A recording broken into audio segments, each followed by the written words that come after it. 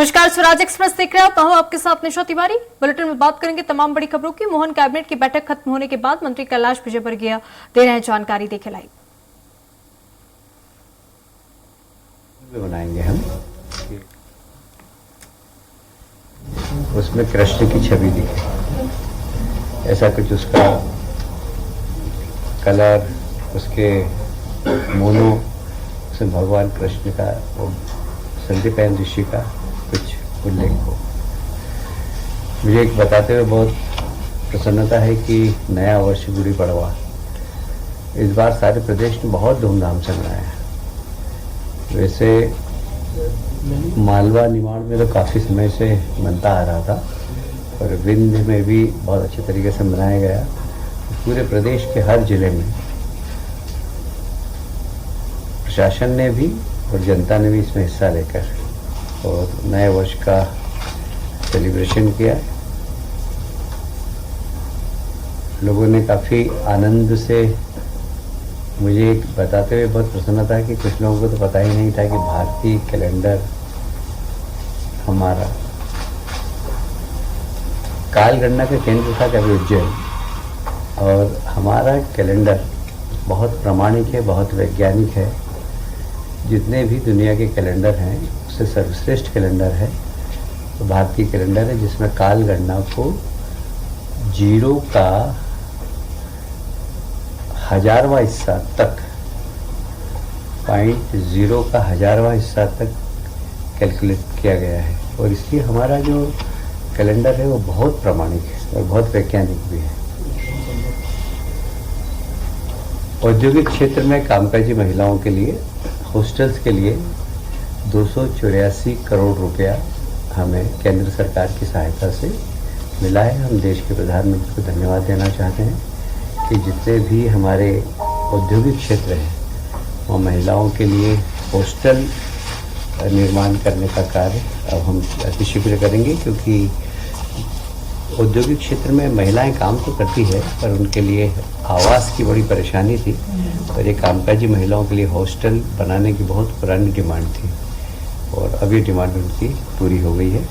इसमें लगभग 5120 कामकाजी महिलाएं औद्योगिक क्षेत्र में पहले चरण में व्यवस्था होगी। ये महिला सशक्तिकरण के लिए बहुत ही अच्छा उदाहरण है और हम देश के प्रधानमंत्री को इसके लिए पुनः धन्यवाद देते हैं। अभी आपने देखा होगा GIS हुआ, उसके पहले सोनल कॉन्क्लेव हुई। अब इंदौर में IT सेक्टर की कॉन्क्लेव होगी 27 अप्रैल को। देश और दुनिया की लगभग 200 से ज़्यादा कंपनियां आएगी। इंदौर IT के लिए बहुत ही अनुकूल स्थान है और इसलिए माननीय मुख्यमंत्री जी ने निर्णय लिया कि इंदौर में सिर्फ IT संबंधित एक बड़ी कॉन्क्लेव की जाए और वह 27 अप्रैल को होने जा रही है। हमेशा एक सरकार के ऊपर आरोप लगता था कि सरकार घोषणा तो कर देती है पर औद्योगिक सब्सिडी नहीं मिलती उद्योगों को। मुझे कहते हुए प्रसन्नता है कि MSME की एक भी ऐसी इंडस्ट्री नहीं है जिसकी सब्सिडी बाकी हो। हमने सब सब्सिडी दे दी है और बड़े उद्योग की भी जितनी सब्सिडी थी वो सब दे दी है। लगभग 3000 से ज़्यादा रुपया हमने सब्सिडी के रूप में उद्योग विभाग को दिया है और सारे ही उद्योग जिनको सब्सिडी बकाया थी सब हमने पूरी करी है। इससे मध्य प्रदेश की साख औद्योगिक क्षेत्र में काफ़ी बड़ी है। नहीं तो कई बार लोग कहते थे कि आप सब्सिडी की घोषणा तो करते हैं बाकी देते नहीं। हमने सारी सब्सिडी चुका दी, मतलब पुराना बकाया जो बैकलॉग था वो सारा खत्म कर दिया है। जल गंगा संवर्धन आप सभी जानते हैं कि माननीय मुख्यमंत्री जी का बड़ा रुचिकर विषय है ये, कि 30 अप्रैल से 30 जून तक चलेगा।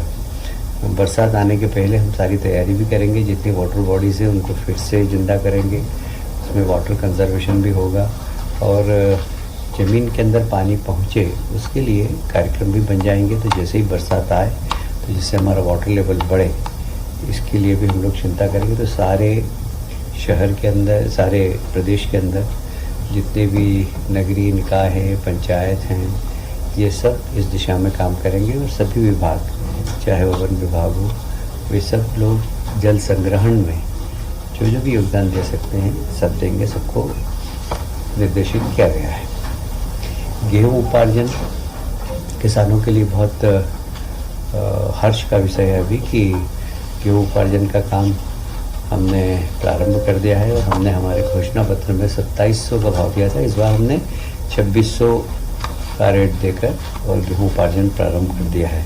15 मार्च से कर दिया था। अभी तक हमारे पास 14,76,000 किसानों ने पंजीयन कराया है और 8 लाख मीट्रिक टन अभी तक गेहूँ क्रय भी कर लिया है।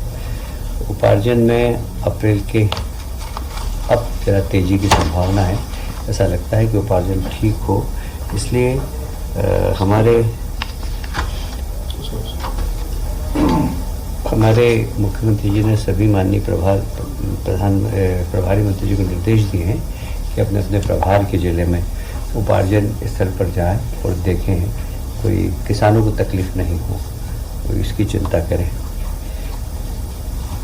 स्कूल चले अभियान ये हमारा 1 अप्रैल से 4 अप्रैल तक चलेगा और उसमें भी माननीय मुख्यमंत्री ने निर्देश दिए हैं कि सभी मंत्रीगण अपने अपने प्रभार के जिले में वहाँ के स्थानीय जनप्रतिनिधियों के साथ सारे स्कूलों में जाए, वहाँ पर कोशिश करें बस्तियों में भी जाकर कि बच्चे स्कूल में प्रवेश लें और ज़्यादा से ज़्यादा बच्चे स्कूलों में जाएं।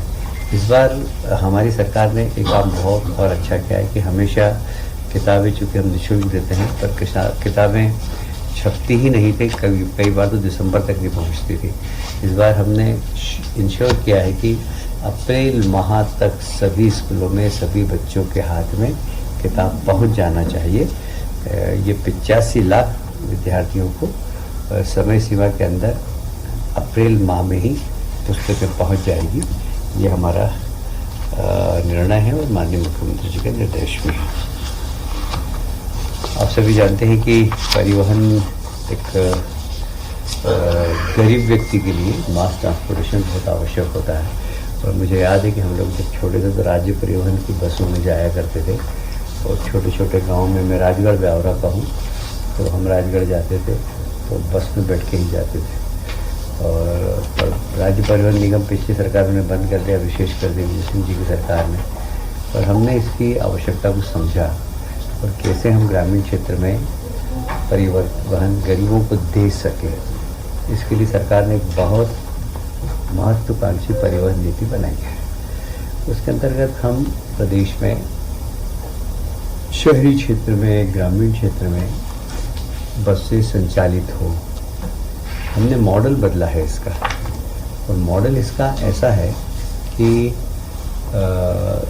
अब हम सरकार बस नहीं खरीदेंगे बल्कि बस ऑपरेटर्स को एंगेज करेंगे और एंगेज करने के साथ साथ किसी भी प्रकार की अब हानि की संभावना कम है, क्योंकि हम उसमें बहुत सारी, तो सबसे बड़ी बात यह है कि उसमें आधुनिक तकनीक का पूरा इस्तेमाल होगा।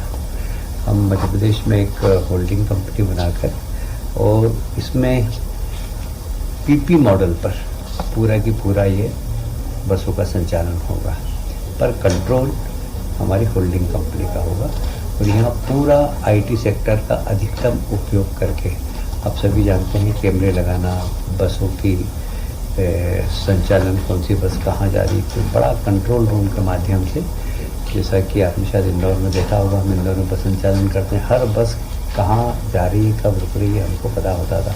इसी बड़ा कंट्रोल रूम आईटी का भरपूर फ़ायदा उठाकर पूरे बस का संचालन हम सब लोग देख सकेंगे।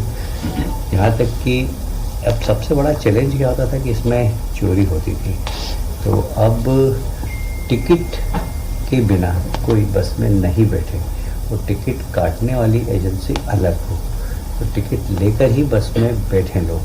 तो इसके लिए आजकल सॉफ्टवेयर होते हैं कि टिकट लेने के बाद बस में चढ़ने के पहले सॉफ्टवेयर में टिकट दिखाएं तो जिससे आपकी नंबरिंग हो जाती है, तो उसमें चोरी नहीं होगी। और इसलिए हमें लगता है कि अब गरीब व्यक्ति जो एक एक जीप में 50-50 लोग लटक के जाते हैं, विशेषकर ट्राइबल इलाके में, उनके लिए यह योजना बहुत महत्वपूर्ण है और इसलिए परिवहन प्रदेश की आवश्यकता थी। हमने चुनाव में घोषणा भी की थी कि गरीब व्यक्तियों को मास ट्रांसपोर्टेशन हम उपलब्ध कराएंगे। तो हम उस घोषणा के अनुरूप ही हमने परिवहन नीति प्रारंभ की है। मुख्यमंत्री सुगम परिवहन सेवा इसका नाम है, और इसके माध्यम से हम दूरस्थ ग्रामीण क्षेत्रों में आवागमन सुगम कर सकें, इसका हम प्रयास कर रहे हैं। इसमें एक मैंने बताया मध्य प्रदेश की एक होल्डिंग कंपनी होगी, फिर 7 कंपनियां संभागों के अनुसार होगी। इंदौर, भोपाल, रीवा, जबलपुर, ऐसे उज्जैन, ऐसे अलग अलग होल्डिंग कंपनियां होगी। तो उसके बाद जिले में भी हमारी सलाहकार समिति होगी।